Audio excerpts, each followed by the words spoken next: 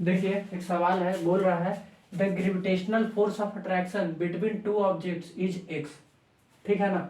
जो दो ऑब्जेक्ट्स है, दोनों के ऑब्जेक्ट्स के बीच में जो ग्रेविटेशनल फोर्स है, जो कि एक अट्रैक्टिव फोर्स होता है, तो ग्रेविटेशनल फोर्स दोनों ऑब्जेक्ट्स के बीच में क्या है? एक्स है, फोर्स एक्स है। ठीक है। Keeping the masses of the objects unchanged, हम क्या करेंगे, उन दोनों ऑब्जेक्ट्स के मासेज का, उन दोनों ऑब्जेक्ट्स का जो मासेज है उसको हम नहीं चेंज करेंगे, नहीं बदलेंगे, जो मास पहले था भी वही रखेंगे। If the distance between the objects is halved, अगर दोनों ऑब्जेक्ट्स के बीच का डिस्टेंस आधा कर दिया जाए पहले के मुकाबले में, then the magnitude of gravitation force between them will become, तो अब जो उनके बीच में ग्रेविटेशनल फोर्स है वो पहले का कितना गुना हो जाएगा, ये पूछ रहा है। ठीक है ना। तो ये निकालते हैं। देखिए हम मान लेते हैं कि पहले ये ऑब्जेक्ट था m1 मास का, एक ऑब्जेक्ट था m2 मास का। ठीक है ना। मास अलग अलग होगा कहाँ पहले। ठीक है ना। तो पहले मास m1 था और बाद में अभी दो ऑब्जेक्ट्स का, पहले ऑब्जेक्ट्स का मास m1, दूसरे ऑब्जेक्ट्स का मास m2, ये शुरू का कंडीशन है। और दोनों का सेंटर्स ये है, दोनों के सेंटर्स के बीच का दूरी हम मान लेते हैं r है, दोनों को r डिस्टेंस पे रखा गया है, r डिस्टेंस पे। ठीक है। तो r डिस्टेंस पे रखा गया इनको, तो इनके बीच में ग्रेविटेशनल फोर्स लग रहा है F। तो F बराबर क्या हो जाएगा? F बराबर हो जाएगा G इंटू m1m2 बटा r स्क्वायर। ग्रेविटेशनल फोर्स तो यही होता है, यही होता है। और वो तो क्वेश्चन में क्या दे रखा है कि जो दोनों ऑब्जेक्ट्स के बीच में जो फोर्स ऑफ ग्रेविटेशन है वो कितना है? Force of gravitation, gravitational force x है। मतलब यहाँ से तो आ रहा है कि F बराबर G इंटू m1m2 बटा r स्क्वायर। G क्या है? Gravitational constant. और क्वेश्चन में बोल रहा है जो दोनों के बीच में ग्रेविटेशनल फोर्स है वो x के बराबर है। तो दोनों के बीच में ग्रेविटेशनल फोर्स किसके बराबर हो गया? x के बराबर हो गया, क्योंकि ग्रेविटेशनल फोर्स x दे रखा था। तो ग्रेविटेशनल फोर्स इतना आ रहा है और इतना बराबर दे रखा है कितना? x। तो x लिख लिए।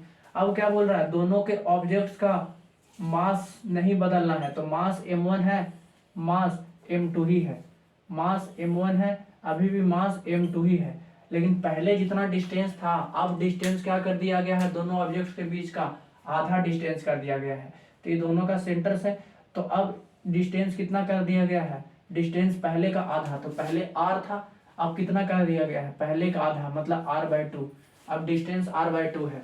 तो अब ग्रेविटेशनल फोर्स मान लेते हैं कितना होगा? F1 हो जाएगा, क्योंकि डिस्टेंस बदला है तो ग्रेविटेशनल फोर्स ही बदल जाएगा।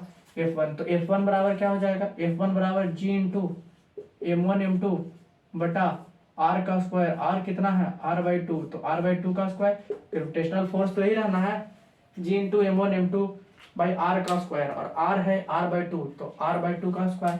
तो क्या हो जाएगा? G इंटू m1m2, नीचे में ये r का स्क्वायर, r स्क्वायर होगा, और नीचे में क्या हो जाएगा? 4, 2 का स्क्वायर 4। तो F1 बराबर क्या आएगा? G इंटू m1m2, ये 4 कहाँ चला जाएगा? ऊपर, तो 4 आ गया ऊपर, और नीचे में रह जाएगा r स्क्वायर। ये G इंटू m1m2 बटा r स्क्वायर किसका वैल्यू है? तो G m1m2 बटा r स्क्वायर तो पहले वाले फोर्स का वैल्यू है। G into m1m2 by r square तो पहले वाला ग्रेविटेशनल फोर्स है, जब दोनों के सेंटर्स के बीच का दूरी r था। तो क्या हम इसके जगह पर F पुट कर दें? F इंटू 4 आ जाएगा। ठीक है ना। क्योंकि G इंटू m1m2 बटा r स्क्वायर कितने के बराबर है? F के बराबर है। तो इनके जगह पर हम यहाँ F लिख दिए, और इंटू 4 था। और पहले का ग्रेविटेशनल फोर्स तो दे ही रखा है, x है। पहले का ग्रेविटेशनल फोर्स कितना दे रखा है? x। तो F का वैल्यू कितना है? x। तो x इंटू 4 मतलब कितना हो गया? 4x।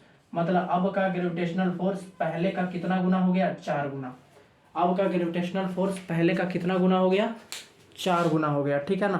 कि अगर पहले ग्रेविटेशनल फोर्स x था, तो अब जो ग्रेविटेशनल फोर्स है वो कितना हो गया? 4 टाइम्स ऑफ x।